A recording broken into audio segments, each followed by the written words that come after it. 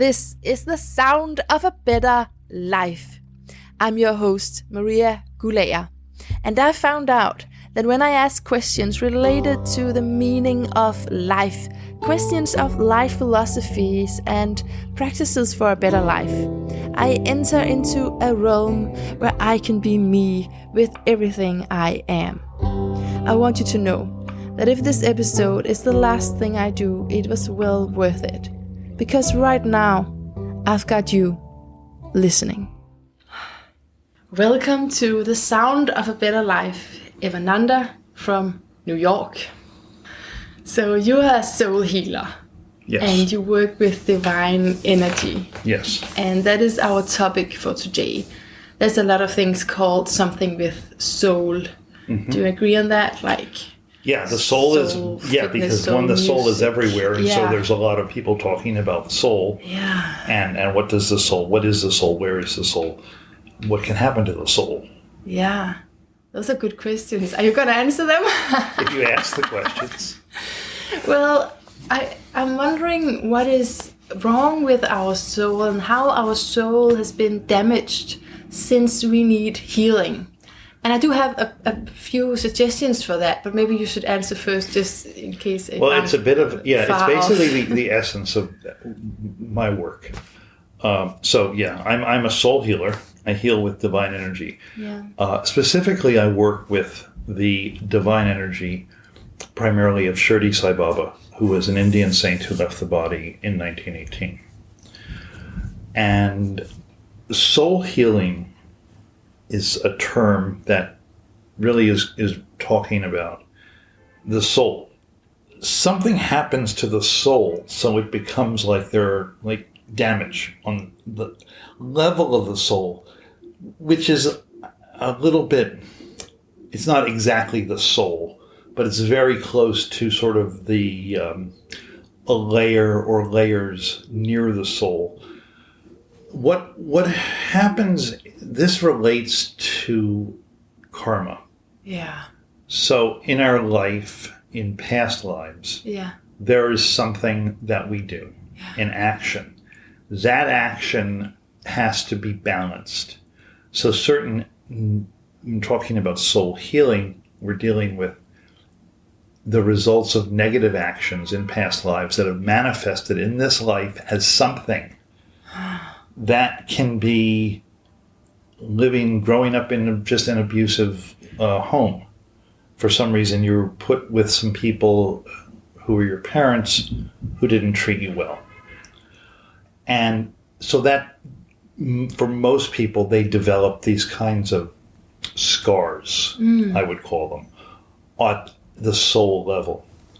And it's through this process, which is actually about removing the initial karma, that then allows the energy to heal that damage. So the scar is removed and it has less effect on us. So as long as you carry an old incarnation, well, I guess we do that, but you have negative karma in you, you're going to attract bad patterns in your life. Right. Well, the patterns can have to do with something from the past. They are also often how we learn to compensate for these karmas, so that in this life we are compensating and finding ways of continually repeating things that are comfortable for us. That may not be the best thing. In speaking of attracting something. Yeah. But karma can be not about attraction. It can be, mostly it's about there has to be balance in the universe. Well, in the sense you're talking about, karma is everything, isn't it? Like the reason I have preferences towards this sort of food is because of a past life, or it's because I'm incarnated in the way that I am. And then you can look at it like it's everything. It has a lot to do with the incarnation that you're in now. Yeah. So those kind of preferences and things like that. But the kinds of karmas that we're talking about negative karma because that's why we're talking about healing, is you're talking about something really kind of overwhelming. Yeah. That eventually leads to real restrictions in our life. Right. And those restrictions translate into us not only having this negativity, but becoming sort of generators of negativity on some level. Yeah, we reproduce. Yeah. So it's a lot about breaking. Yeah. So when you're looking at a divine soul like Shirdi Sai Baba, or a divine soul like Jesus, or many others, they're coming to Earth to break this sort of pattern of negativity that is destroying mankind at that moment. I have a few examples for you. Okay. that just happened within the last 12 hours, actually. Because I thought, let's keep this real. What just happened recently? Sure. Okay, so I arrived to New York City. Actually, before that, I had flown.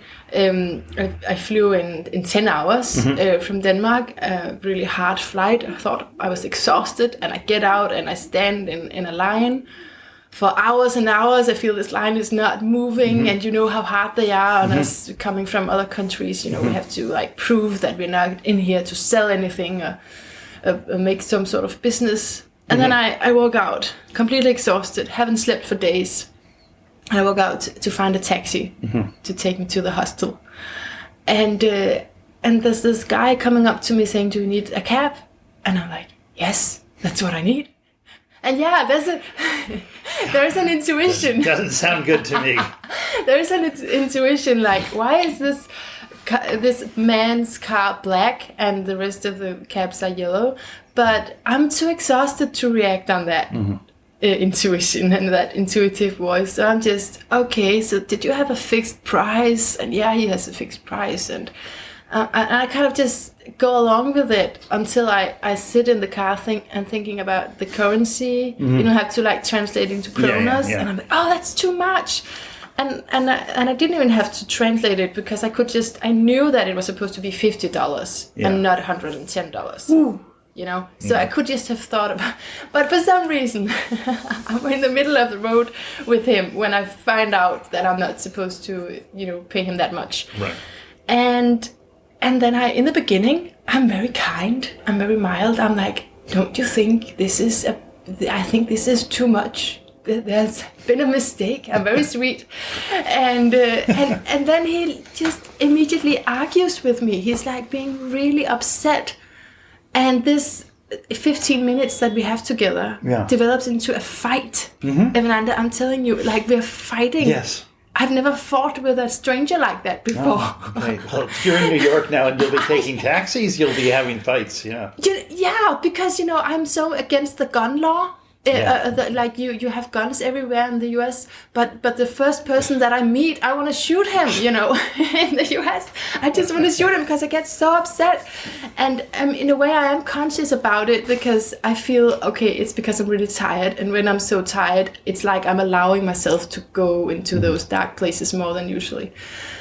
But still, afterwards, I'm like, oh no, this was karma, Maria. You just produced a negative energy and it's gonna come back and hit you. And I think, oh, maybe a taxi driver that doesn't. Maybe that it's count. maybe it's Does a different. Count? Maybe it moves. Maybe it's a little bit different. Because what I understand, and I've been experiencing my own past lives since I was a small child. So that's a different thing from the healing work that I do. But in terms of understanding karma and our past lives, my feeling and my experience is that if we're seeing somebody, even just like a taxi driver, that you have no reaction with, or the other people who are on the plane, those people you may have had something to do with in some of your hundreds of past lives. And just that little time together or that time on the line is just something coming together, and that it just some reminiscent. There's billions and billions of people on the earth. You're not going to see all of them. So the ones that you do come in contact with, you probably have had something to do with, some little thing. And those people who become, say, romantic partners, maybe you had some romantic relationship with in a past life. So with a taxi driver, Well, we can think of, you may have had some karma with this person. I believe you did have karma in a past life. And probably just that amount of karma. Like it wasn't like you had a 10-year relationship and now you had a 15-minute relationship. But does it need to be resolved? Is that why I meet him? Because there was something there, and the resolution isn't necessarily what we see from the human level, isn't the same as what the lords of karma see. So they're creating situations where this karma needs to be returned in some way. So maybe just... And he may have been sort of a surrogate for some other kind of karma, but let's use the idea that he actually was in a past life an individual that you had some relationship with. It can be that you had him in some sort of, whatever he was, he or she, in some sort of situation where you either had him sort of in a place of sort of bondage and unable to move and get away. And now he had you in this position in the back of his cab, sort of helpless. And that's sort of course, where your reaction of anger really comes from. Probably not as much the general unfairness, but the idea that you're actually, in a sense, like a prisoner. You can't just jump out on the highway and run away. He has you locked up. I threatened to do that, but I was like, I don't know where I am. Yeah, I had that experience once with a cab in New York about many years ago. Really? Yeah. Yeah. Where you're like, because I, being a New Yorker, also knew but that was a yellow cab, and I was being taken the wrong way. So it was much more expensive. It was before the fixed price. He told me that the yellow cabs didn't go to New York. And I was like, but what about all the TV series? Well, that's what they're going to do. They're going to lie. But this is so interesting because it takes, I'm thinking about a lot, what do I attract at the moment? And it's taking that idea to a new level when you say, it doesn't, I don't know if you say it doesn't have to do with what I attract, but maybe something needs to be resolved from a past life. It was probably already resolved. Whatever happened. Like, say if you had a gun and it was legal to have guns and you shot him, then you probably would have created...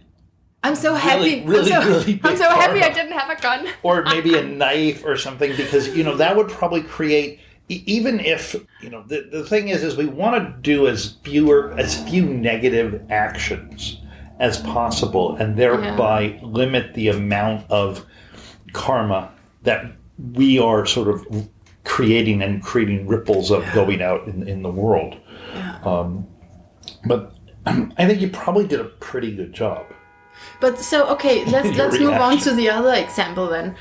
This morning, I'm supposed to write out for my network a Christmas letter, because I never do that. I don't care much for Christmas, but I'm looking for a home in Copenhagen, and it's really hard to find a home. You'd know about that in living in New York. So I'm trying to use my resources, trying to use the friends that I have. Can you help me to find a place to live in Copenhagen? And I've written this long letter, and I've posted in a group with people that I have in my life that I'm confidential with. I took this course with them, and I just posted a letter there to get feedback. And I got 3 responses, and they were all negative. Like they were, good that you're out, reaching out for people, but it's way too long. We don't like. There's too many colors. And it's just too much, your message is drowning, something like that. And what I feel is, what I know is, thank you so much, this is a big help, like you are helping me right now. That's what I know to be true. But what I feel and what I think is, I hate you. I hate you. Why are you always against me? Whatever I do, I can't do this. I can't do life right with you.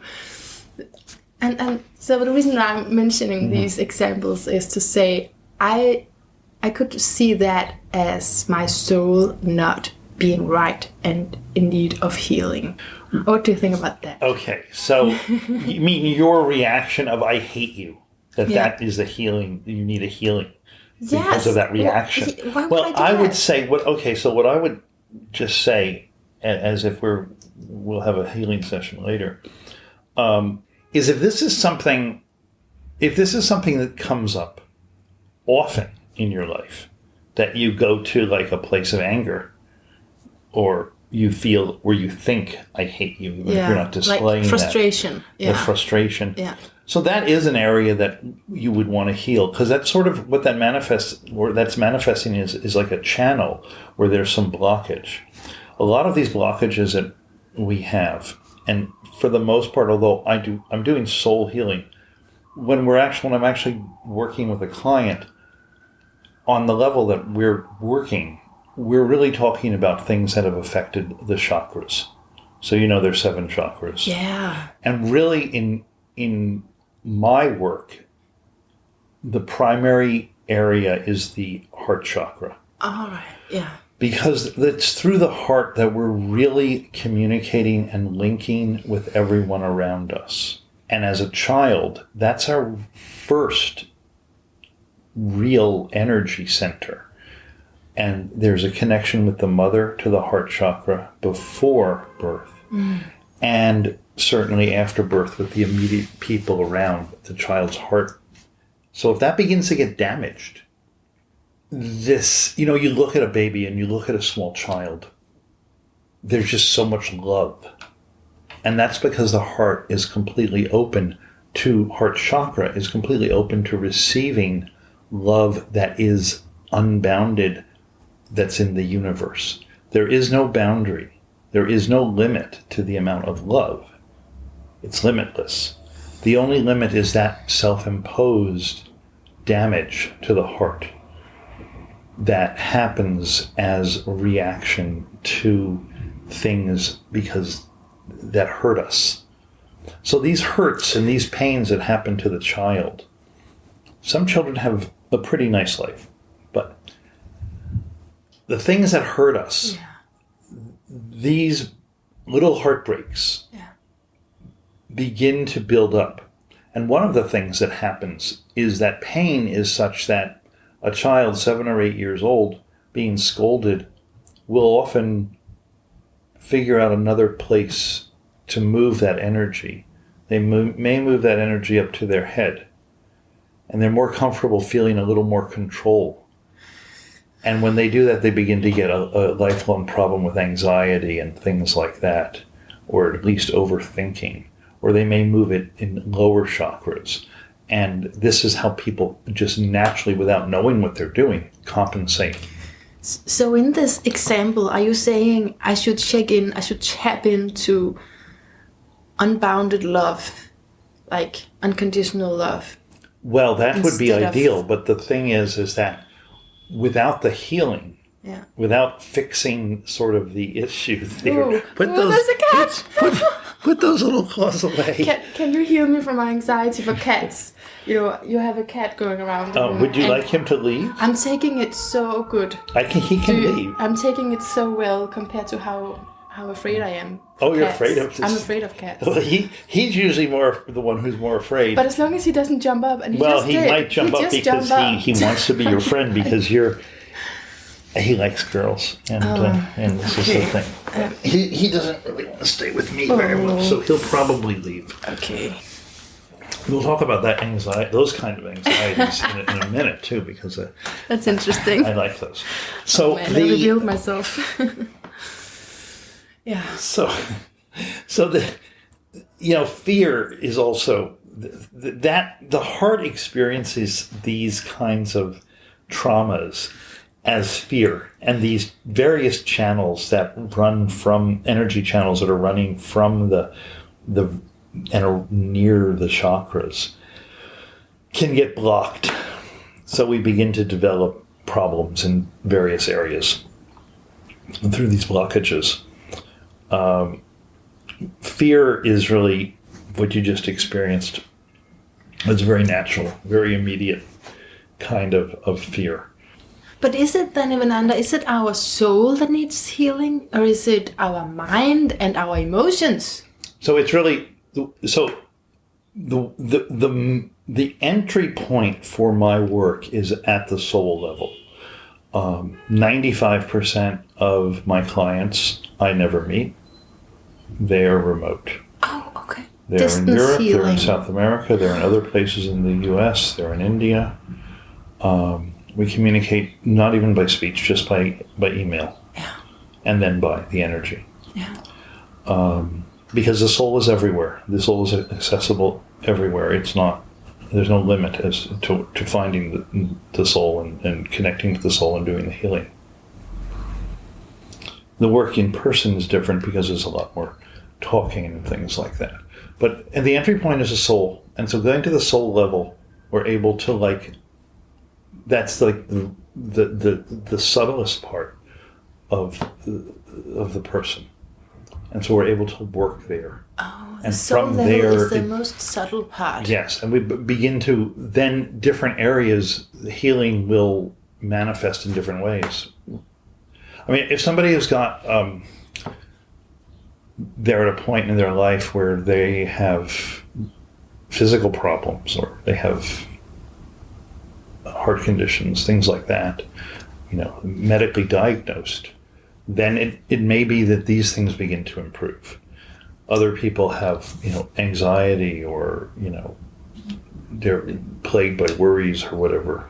So that may begin to be the area that's fixed. Other people, the heart, they're sort of bitter and unhappy. That may be the benefit. In other cases, and what we're really looking for in the long run is, or what I'm looking for, or what the divine that I'm serving is looking for, is to uplift humanity to a spiritual level. So that spirituality, it's very difficult though to be in spirituality or to really have a focus on spirituality when there are these kinds of negative things that we're still dealing with in our life. I feel it's like when I hear these philosophies about life, which is all I care about at the moment, I'm like, I love it so much because it feeds my soul. It feeds me on such a deep level. I love it. But then in practice, it's not always like that, Right. I'm not able to act the way that I know Right. to act. Yes. That's the difference between the sort of intellectual understanding and the actual impressions that are coming from the soul level. So it's like, no matter what the good intentions are, and you could read 100, 200, 500 books, if the damage is still there, it is not going to... It just reproduces. It's just going to continue. It's going to be very difficult to get out of that, even if there's an understanding. Even people who've been meditating for 20 or 30 years, twice a day, or in any kind of spirituality, there will be some blocks that, for whatever reason, that don't resolve. Maybe they're like the giant karma in that person's incarnation. And there's so much, often they'll experience it, it's so painful. And that pain isn't a direct physical pain. It will be felt in many other ways. It's like a lesson you can't learn. Yeah. Yeah, you just can't get it right. You can't. You just can't really go there because it creates, sometimes it may manifest as a tremendous amount of confusion or something like that. Certain patterns that just seem to be unable to get out of. Although one can, find a certain level of happiness that they can get through life with. But there's just going to be these restrictions. Yes. So the idea is to remove as much as possible the restrictions. That sounds good. And some people have, there's a lot of suffering and a lot of heartbreak. And heartbreak is something that is very, very strong in the Western society. Don't you think we've armed ourselves a bit against it too? I feel that personally, and I see that, at least as a wave in Denmark, that if we have more, not committed relationships, we have more heartbreak. We have less heartbreak because we don't feel it. Yes, if there's no connection there. Yeah. The thing is okay, so I see what you're saying. If there's very, very little connection in the in a relationship, then there will be very little heartbreak. Yeah. But one of the things, especially for women, is that their hearts, the nature of a woman's heart is different than a man. And so while the intention might be this is just going to be a mild little casual relationship, fling. Sometimes out of nowhere, bang, there's all this love flowing heart to heart. Yeah. And it's not really reciprocated on the other side. And yet there is these deep energetic connections from the second chakra to the second chakra, the heart chakra to the heart chakra, sixth chakra, many connections. Yeah. And then when that's all broken, it is devastating. I'm starting to understand that, and even though I don't have any emotions towards that other person, then I still, have been sexual and intimate with that person, and it has affected me on a deep, deep level. Yes, so I'm glad you brought that up, because that also, when we are in a relationship and we are intimate sexually, we're also exchanging karma with that person. We are exchanging karma with the other person. Oh no! Oh my gosh! Yes. Oh no! So we want to try to be exchanging karma with people who at least seem really positive. Yeah. So specify exchanging karma. So I take on his karma? A little bit. I mean, not all of the person's karma, but enough so that if it's enough different people... Yeah. See, this is why when people develop in just like a committed long-term relationship, as long as it doesn't destroy, but in an ideal world, a married couple, they grow from some age, 25, until they're 95. Yeah. And they grow closer and closer and closer together. Yeah. It's not just intellectual. It's not just an energetic thing. Their karmas become very mixed up, and in a good way. Wow. So they take care of each other, and this is what is, while I don't want people to be confused by the term, but it's kind of what soulmate. In other words, these people have, their karmas are so entangled, but in a positive way. Yeah. I mean, if it's a negative way, which it also sometimes often can it's be. positive because... It's positive if it's positive. Yeah. It's negative. You can see it. Like, sometimes the people are deeply involved and there's a lot of negativity. Yeah. There's some problem that needs to be worked out. And that, but for the idea of like Tinder or something, of just things that people think are just like a one night experience. Yeah. There's actually more going on because we're exchanging some level of karma just talking. Are we? Okay. It's a little bit. It's like you and the cab driver. Yeah. Okay. Now, when people are much more, intimate, there's, when they're opening themselves sexually with another person, there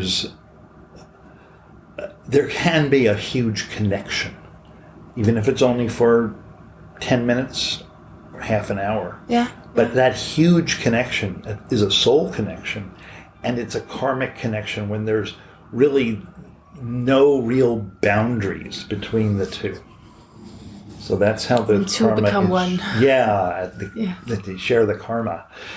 So there's a problem because who is this guy? Yeah.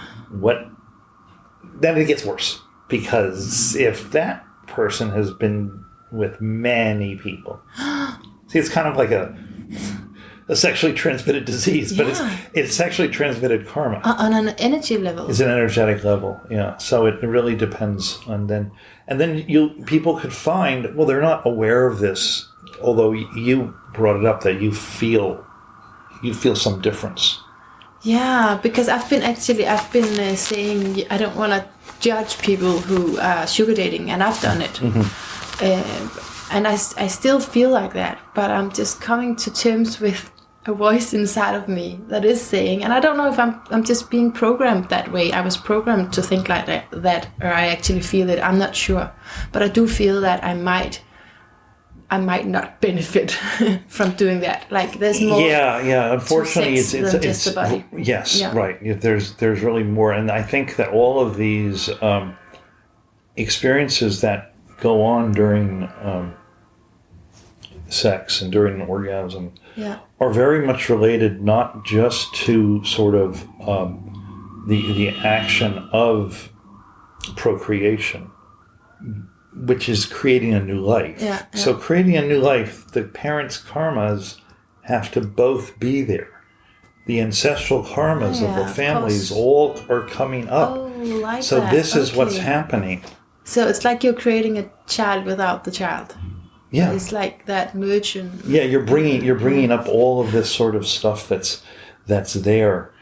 And so that's why the karmas are there, so that it's kind of like this deep state of connection is there to bring the karmas out. And the connection is there, would you say, still if I don't feel there is any connection? Mm-hmm. Like yes. It's just because... Yeah, even if you are not feeling it in your heart or you still have that. Yeah, it's still there. So, if it's somebody that a person sees once for a few hours and they sleep with them one time, there's some level like that. If it's somebody who they're with for 6 months, even if they get out of the relationship without heartbreak, they still have a lot of this karma that's been exchanged. Sorry to give you this news. No. It's so good. We were not supposed to talk about this, but it just came up. Oh, yeah. I guess it's because it's in my heart at the moment. And what a religious person would conclude from what you're saying, because I grew up very religious and I've only just gone my own way for real, like 1.5 years ago. They would say then only sleep with the one you're married to. But that would be the safest way to prevent this kind of thing from taking place. This mass karmic exchange. So you would recommend that that's too? What people are well, it has to do with, it's not about, number one, it has nothing to do with God. This isn't God's will. Right. Unless we look at God's will is for everyone to have a happy life. But that's not really, we're not really dealing with God. We're really dealing with individual and what's going to work best for somebody in their life. And so this isn't, necessarily what I'm saying, a very popular idea in this day and age. But these things don't really change. And we can see through essentially very different systems, very similar. So while the manifestation of Hinduism and Christianity as it's practiced are very different, both of them really want you to stay in a committed relationship with one person. It's that same line of thought. Yeah. But this isn't to say that, so with the idea that, I've done this, I've committed adultery, I'm a sinner. I hear you. And I'm not saying, no, you're just saying you can have absolutely no relationships except one. I'm just saying there should be an awareness of what is happening when there is any relationship, even if it's just one. In a perspective of karma, this is actually the consequences. Yeah. Because I deal in karma. That's what I deal with. And I've been looking at past lives and I've seen, all sorts of things. Were you just going to say a year, how many years I've been looking at? I was almost going to say that, but then I'm not going to say how old I am, but it's a long time. So since I was really, my first experiences with past lives began as an infant dreaming. Oh. Dreaming about things that I could not possibly have known at the age of a year old. Like how to disassemble and put together a Luger, a German Luger. But you remember that? I obviously remembered it when I was a year old. You remembered it and I remember the dreams, And then you the dreams continued for many years. A lot of times, in terms of past incarnations, we will have memories as children that relate often to not just the past, most recent past life, but often, if it's traumatic, to the death in the most recent past life. Right. So things that are very specific like that will come up a lot for children. And as they get older, 6 or 7 years old, this begins to fade away and they don't remember that so much anymore. So, and what I found is that many of sort of entries into past life memories are often through the death. So not just the last life, but if I go back 30 lifetimes, we could start at the end of the life. Or sometimes we start at the beginning of the life or something like that. Yeah, I've tried a regression therapy session. I don't actually see you don't do that. No, I don't. No. I don't do regressions for. No. And one of the things is that I'm a healer, and this isn't really necessary to. When I was younger, I thought this stuff was very important, and it was very flashy. It's not really necessary for most people to have an understanding. Because what I was going to say is that I didn't remember anything, and I really tried to go into that trance state, and I just made up things, and that's the problem, is that I have a huge fantasy. Well, sometimes these things that we think of as fantasy or imagination can actually come from, like, your imagination and your fantasies. They may all be from things you've seen in this lifetime, but there may be certain triggers that relate to things from the past. Could be, It's hard to know. But then you don't know what... Yeah, I mean, you were very scared of the cat's claws. Maybe you were mauled by a black panther or something. I would be very open to specifically with animals. I know there's something there. But when you're told by a regression therapist, try and look back, try and look down at your clothes, he would say. I would just make up something. I see. You literally were literally just feeling like, I need to say something. Yeah. So I'm. And he's like, the first thing that pops into your mind, the first thing, red. A red trapeze artist, and then I fell. And then I changed it, and it's like afterwards, I don't know. I don't know if that is really what happened. Anyway, so you're saying it doesn't. You don't have to actually remember it. Not in this. Changed. Correct. For you to deal with it. Yes, some people have very clear memories that come, so that might be a different story. Yeah. There's sometimes some things from, like, I began to have that dream when I was 6 months old or a year old, and continued for 5 or 6 years ago. There's something very significant there for that person, for that soul. But for the most part, if that's not coming, it's really not necessary to look at anything from the past lives. To me, it's all past.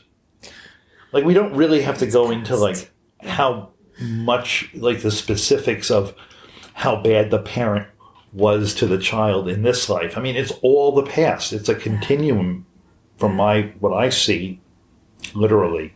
It's a continuum going back thousands of years. One of the things I just want to point out is that the karmas in this life are not like a bulk of karma from the last life. It's something from the last life, something from the life before, something from here, something there.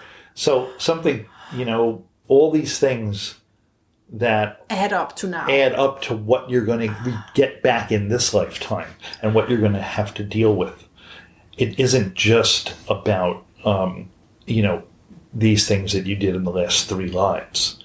And they're going to be dealt with in some future lifetime, some of these other things. So in a way, even though I'm trying to understand what do I attract and how does energy come back to me, I can't control it. Is that what you're saying? Like, right. There's no way I can control it then. Yes, and that's one of the things that I know you've talked to astrologers. Yeah. That's what astrology, that's what the planets and how they're arranged at different times, like birth, tell us how essentially karmas are going to come back in our life. Right. And what they might be. The specifics maybe will be hard, but sometimes when someone is very attuned to these things, they could say, like, especially if it's a very big thing, like X will happen. Because X is very clear. Because you can actually predict it. Yeah, because it if you're open in that way, with seeing into the future. Yeah. You're going to, in a moment, ask Michael Luton a question, and he's actually the next one I'm going to interview, and he's an astrologer from New York. But I just want to ask you before that, because you were talking about the lords of the karma. I've been trying not to ask about this, but I really need to know. I really need to know about Jesus and what's his name? Shirdi Sai Baba. Yes. Well, they're not lords of karma. Oh, okay. But that's the energy that you're using. Right. No, that's the energy for the healing. Oh, okay. These are divine souls that have nothing but sort of, their mission is to heal humanity. Because I was, so I've been preaching, and praying to Jesus for a long, long time. And actually when I just went into my podcast app, I'm not sure I should I'm not sure I should promote this, but I looked up Soulhealing just to see if there was anything. And it was like being at church again. It was like, Jesus, there's healing in this name, kind of singing that came out of that. Yeah. So where's the difference between believing in Jesus and worshiping him? Okay. And then so number one, energy. So if we think of the early Christian healers, they were going around, and we see this in some of the Renaissance paintings and things, and the stories that are told. The early disciples of Jesus healed people. They healed people who did not believe in Jesus. In other words, there was no requirement for the person to believe, for that energy, divine energy, to be moved. It isn't the disciple has some great power. It's a devotion and a surrender to the divine soul that allows the disciple or the person like myself to affect a healing. It's not because I have any powers more that I have. But do you believe Jesus is a God? Because the disciples did, right? Yes. So in the case of what is a God, so I believe there are many gods. Okay. But I believe, so there is it's said Jesus was a son of God.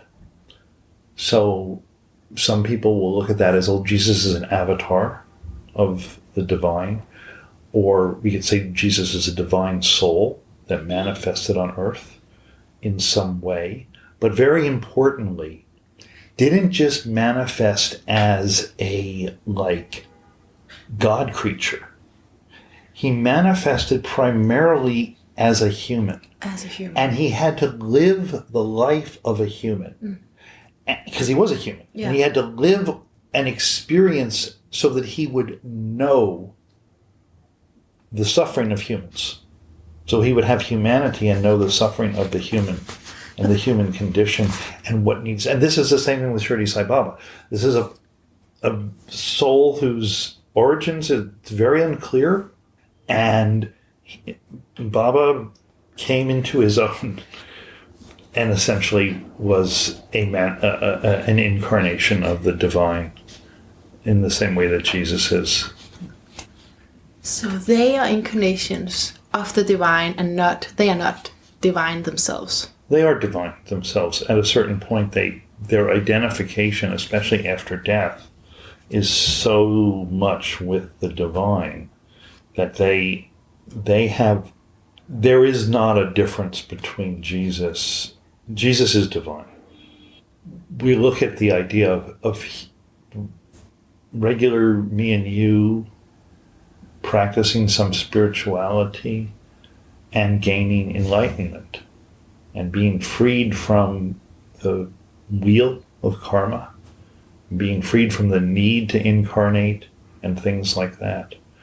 So that's kind of like a little bit of divine, Right. It really then depends on the divine soul, how much, it's a bit of a sticky issue, but certainly divine souls are divine. They're more of God They're than more they purified. are.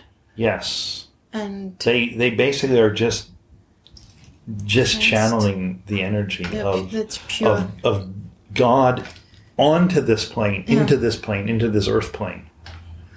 But as when you say it's sticky, but it is certainly sticky to me, because it's been hard, because it's been hard for me to accept that I can be spiritual, not be Christian as I was before, and then still accept and actually use and have share in the Christ consciousness. Yes. And I'm trying to learn that. Yeah. But there are hurt feelings there as well. I was like, oh, but I thought you were a God. We had this special relationship, and now it's not true. But then there's part of it, and there was some of it that was true, and what I felt partly was real. Well, sometimes because this is these are sort of, while we're very, very simple, talking about it is very complicated, and trying to explain to people in a church who have a culture, a nation, all of this kind of idea, it's much easier just to say one thing. Even if the nuances even if there's a lot more nuance to everything. It's easier just to accept Jesus as God. Oh, I see. Than to say... So that's the easier... Details. The easier explanation. Yes, it's so that people can their hearts can just experience a devotion without their minds getting in the way with all of thinking about everything. Right. You just surrender to the divine. Yeah. You don't really have to think about what it all means. Because you just immediately accept it. Yeah. We're trying, that's the idea, regardless of what the religion is you want, we were talking about, I was talking about children before, so if the religion is introduced to children, if it's introduced in this loving, totally loving way, there can be a lot of love and there can be a lot of connection. If we go to India, I've been to India about 15 times, people have different aspects of the divine that they worship in their homes. Yeah. Some houses will worship some aspect of Shiva. Somebody else some family may worship some aspect of Mother Divine. To me, it seems they worship everything. They worship their car. They may do things to protect their car, but they're probably not actually worshiping their car. No, okay, I'm sorry. It's just from an outsider's perspective. No, it's good because it's like that. But there certainly could be people who could worship their car. Yeah, but it's everywhere. Yeah. Well, see, that's also while it is a funny thing, it's also sort of a very positive thing because it means that religion, it's more than religion. It's the life. It's the culture. It's a way of It isn't just that people don't follow a prescribed Christian way. Some people are worshiping Shiva. Other people are worshiping Vishnu. Other people are worshiping other manifestations. It's Mother personalized. Divine. It's very personalized, and a lot of it isn't just personalized, I'm going to pick something. People don't have that so much freedom in India to pick. No. They grow up in a family, and this is the family, what we do. And this is our little, our altar, and here is, our God, and we, Grandma lights a candle, and you're going to help Grandma light a candle in the morning and an incense and this sort of thing. So there's this automatic kind of connection.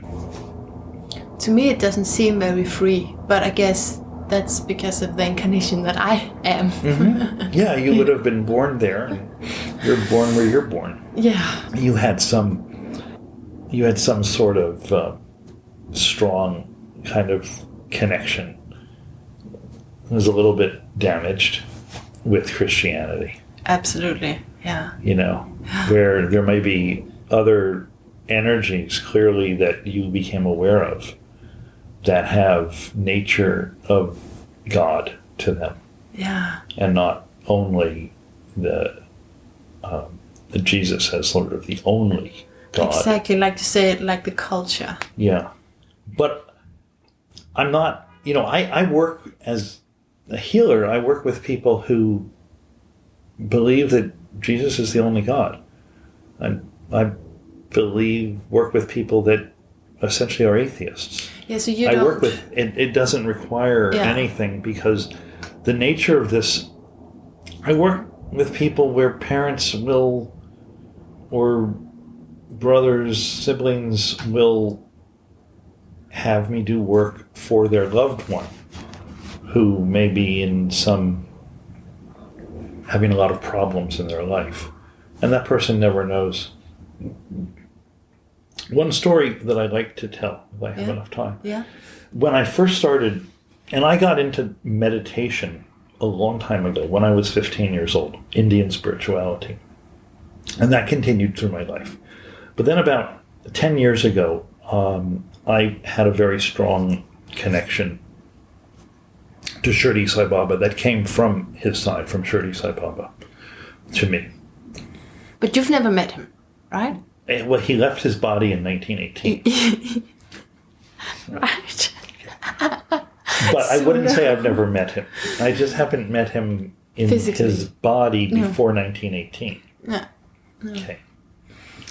Baba has shown me many things, and I have a very good relationship. So when I was first beginning this healing work, previous to that, I had taught transcendental meditation, as taught by Maharishi Mahesh Yogi. I became a TM teacher when I was about 17. And then this work came to me. I wasn't looking for it. I was working as an architect or in an architect's office. I wasn't looking for anything, to do anything spiritual. So I started, these things came to me to heal. And I had this very strong connection, and it was very automatic. And a friend of mine knew what I was doing, and I was living in a different area than New York City, and I saw him outside of the local Starbucks. And it was a Monday, and I asked him how he was doing, how his weekend was, and he said it was a little strange. And he and his brother, who was a guy I had known of, had schizophrenia, and he said that my brother is doing really badly. He spent the whole weekend going from hospital to hospital because he felt he wanted to kill people and he wanted help. Mm. Yeah, big one. And every time I tell that story, it's the same thing. You know, you get all this... Goosebumps. Yeah, because what happened when that occurred, when my friend told me that, immediately it went through me and I said, he's healed. He's better. I already know. And so then I realized at that point, like, okay, this is kind of serious stuff. So... Wow. Evananda, our time is slipping away, but I have a question for you from my last guest. Alaska. Yeah. Okay. And it's a bit skeptical. Can you handle it? I'm not here to convince anyone of anything, so it really doesn't matter. You know? I think it's more in a way of a method, because I guess it's the same in the US, but in Denmark, all the alternative people, they'll say, there is no quick fix, and they'll say it to me and look me in the eyes, because I don't know, I just come across as someone who wants it to be easy peasy. And they say there is no quick fix. And so her question, it's called soul voice. So she's healing with sound. Mm-hmm. And she was asking, so you get this healing from Evananda, and then what? Is that it? Or do you have to work on it? Like implying probably. Well, I wouldn't say it's skeptical. It's practical. Yes, you can go. So the thing is that I can do work with a person once, and that level of healing that they receive from the divine may be enough for them. It doesn't mean that all of their problems are resolved. It doesn't mean that, bang, you're now a new person. No. It's not that. But maybe whatever it was that was a block in that person's life is removed. Now, some people find like, okay, 2 years, 3 years, 4 years later, they contact me and they said, do you remember me? And I usually do. Okay, you do. Like, I don't know how it's possible. No. 15,000, 20,000 clients now to remember. But it'll trigger something and I'll be like, oh yeah, I remember that. And they'll say, well, I'm having this problem. Not the same problem. I'm having something else now. Yeah. Something's wrong here, whatever it is. And there's other people I see weekly.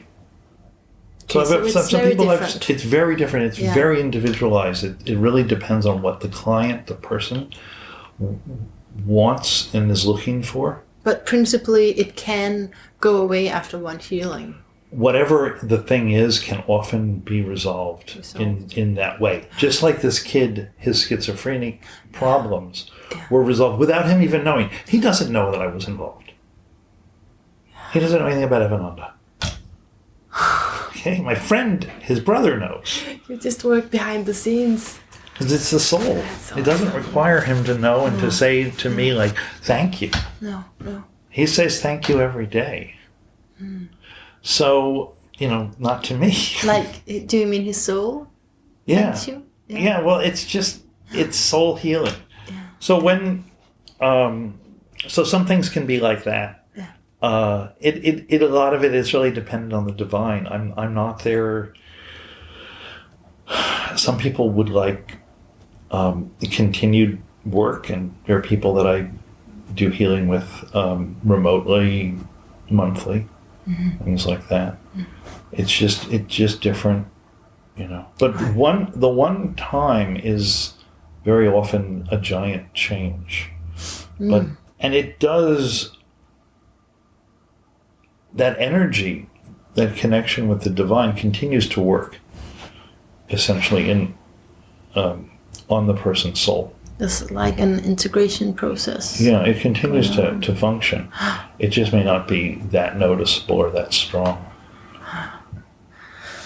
All right. Okay. So your question for my next guest, who is an astrologer.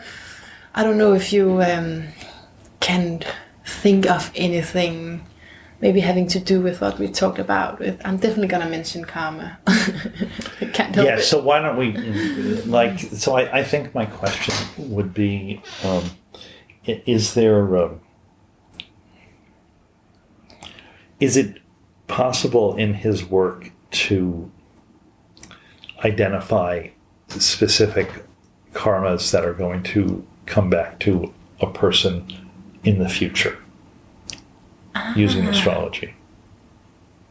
So if I came and then he would might be able to identify this and that is going to come after you. It might be the kind of thing where somebody can say, okay, you're going to be taking a trip, or are you traveling, because they might see something that says you're going to be traveling. Yeah. And they might see something else that says there's going to be like some difficulty. Yeah.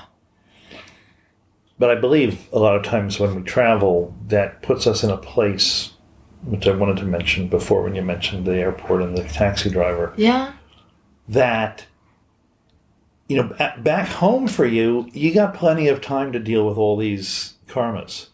But here, Mr. Taxi Driver is drawn to you because this karma has to be worked out now. It's a bit more rapid. Direct. Yeah, there isn't a lot of time, so it's some things will happen.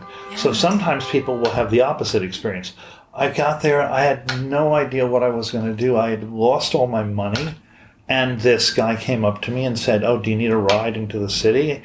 And it was actually his limousine, and we went into the city, and he said, here, take this $500 and, pay me back when you have it. And that's it. Yeah. No strings attached and goodbye. Yeah.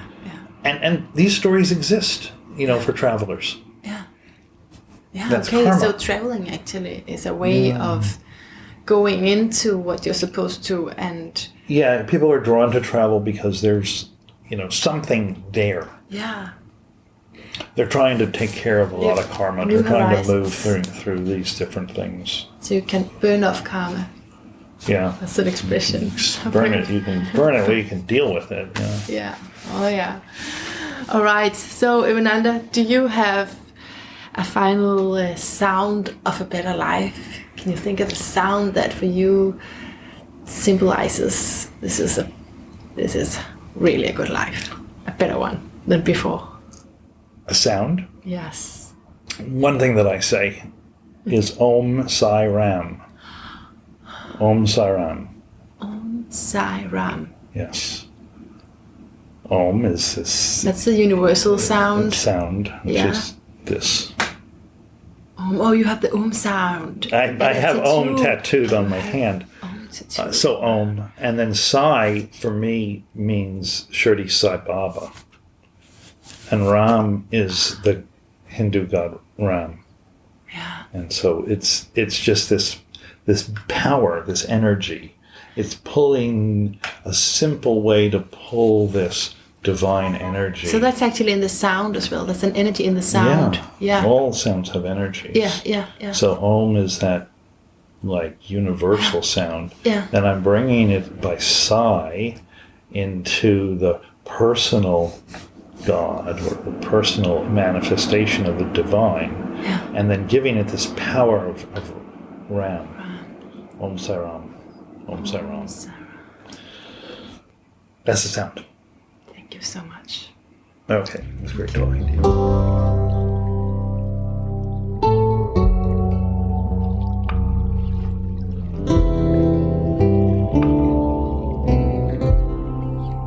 And thank you for staying with us throughout this conversation. I always encourage you to send me your comments on facebook.com/the sound of a better life, so that I know you are out there and that it may have touched you in some way. I'd love to know how, and I'd love to know how you experience the phenomena of karma in your own life.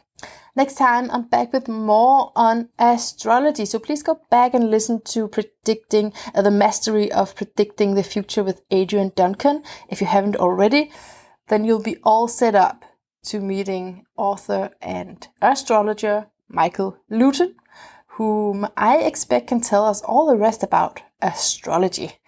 Yeah, wouldn't that be great? Until next time, rethink everything.